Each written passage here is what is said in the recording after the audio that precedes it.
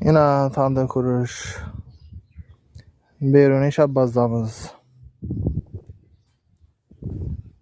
Şundati teyini şundati börüp soğap çıkıladı. Tandıra tutup sıkı izgar narsa yakılmaydı. Eşinden kuru paya bilen eşinden omsa odun yanadı. Yani kül al tandır. İçine desmal urulganamaz. Bitken caylarından koyamam xuda kalasa. Yine tandırımızı kerüçen bitti.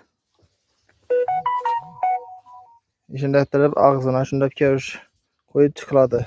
Yetme yerine. Yine içinde tip yani dura tandırın içi akarınca.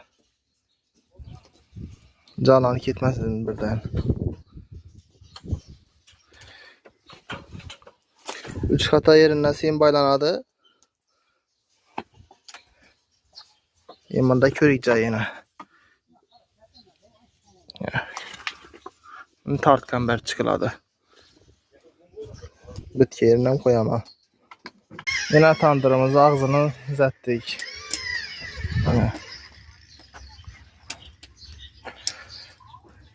Şunda ettirip ağzına yani duradı. Dımcalan gitmesi gerek.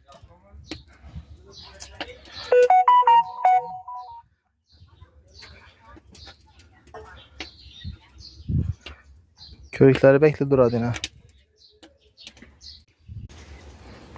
Yine tandırımızı soğan bitti. Xuda kalasa. Şunda bir yana öğrendim de bu. Tandırın içi akarıp netkenden keyin şu ağzından çıkarıp yakılaveradi. Kemende bir sotka yanışı gerek. Körükleri bekle duradı. Açık dursa tandır şamallab ayrıladı. Yarıq düşədi.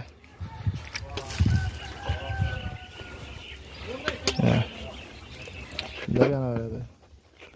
Tandır gerek olsa bemalal ayta öyrəsli. Xarazm Karakalpak böyle dastavka kurup veriş bağ. Telefon numarayla 97'lik 361 30 37 93'lik 362 30 37 bemalal ayta öyrəsli. Garantiyeli kül altandırlar.